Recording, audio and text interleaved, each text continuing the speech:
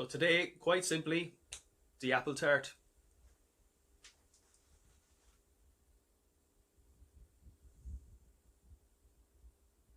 So for our pastry, for our apple tart or apple pie, in here we have 400 grams of plain flour. We have 200 grams of butter, that was ice cold butter. And then we have 2 tablespoons of sugar, just granulated sugar is fine, or caster sugar, whichever is fine. And then I have a little bit of nutmeg, about half a teaspoon, and about a teaspoon of lemon zest. Just gives a little extra flavor to the pastry. So now we're just going to give that a quick buzz, and we might need a little drop of water just to bring it together. And that's it, ready to go. So now we're just going to split it into 2 discs and then put it in the fridge for a couple of hours. So for our apple pie filling, I have some apples right off our own apple trees at the back. So I've got some cooking apples, and then I've got some eating apples, kind of similar to like a Bramley is basically what these are. So 2 different kinds. One's a little bit more sour, one's a little bit more sweet. And then obviously with apple goes cinnamon, some light brown sugar, about maybe 100 grams of that. And then the juice of 1 lemon is going to go in there as well. So first, we're just going to peel the apples. So now that they're peeled, we're just going to slice them like this. Relatively thin, about a centimeter in thickness basically. So now they're all chopped, we're just going to get some lemon juice in there. So that's about a half a lemon juiced. So that's about 3 tablespoons basically of lemon juice in there. Next we're going to get in the ground cinnamon. So about a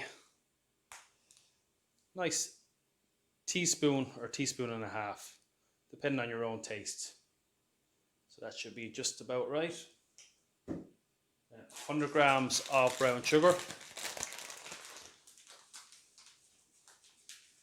Doesn't have to be perfect with these measurements.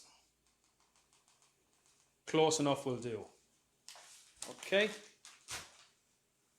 Now we're ready to just make our pie filling into our pie tin. So nice floured surface. Then we're just going to grab our pastry straight out of the fridge. As you can see, it's in a disc shape. That's the way I put it into the fridge. So that's just going to make it easier to roll out. And of course you want to flour your rolling pin as well. So I'm just going to give it a little press out. Just keep on turning it after you roll it, just a few inches round and round. If you see it breaking, because it's quite short with the amount of butter in, just simply piece it back together and off you go again.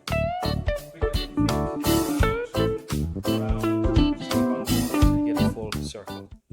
And that's going to go into our tin, which has been oiled or greased, and then coated with just a slight amount of flour. That'll be completely non-stick. And so that's our base done, and now we're just going to roll out the top. So the same again, a nice floured surface. Plenty of flour on your rolling pin.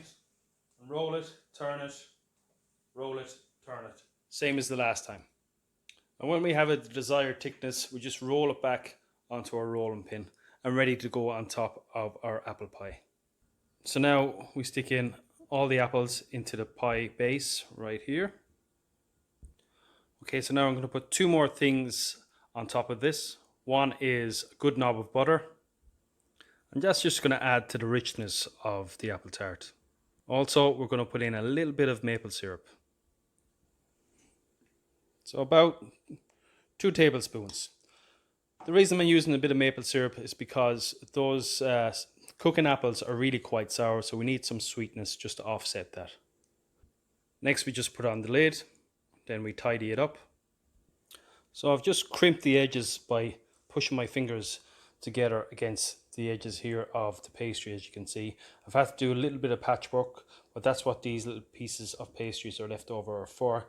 When your pastry is quite short, this can happen quite often, it can break. So don't be afraid or don't be worried if it does break on you. Now, the obligatory leaves. Gotta have the leaves on the Irish apple tart. And then we're just going to finish it off with a little bit of sugar. Now we're just ready for the oven. So into the oven at the higher temperature for 10 minutes and then lower it down for about 20 minutes at the lower temperature. On the bottom shelf as well if you can. So there we are, folks. After about 35 minutes, we're just out of the oven. As you can see, nice and golden edges. That's the way you want it. That's how you know it's when it's done.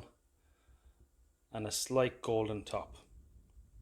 So now we just need to cut into it. And there we have, folks, a perfect apple pie or apple tart, depending on where you're from.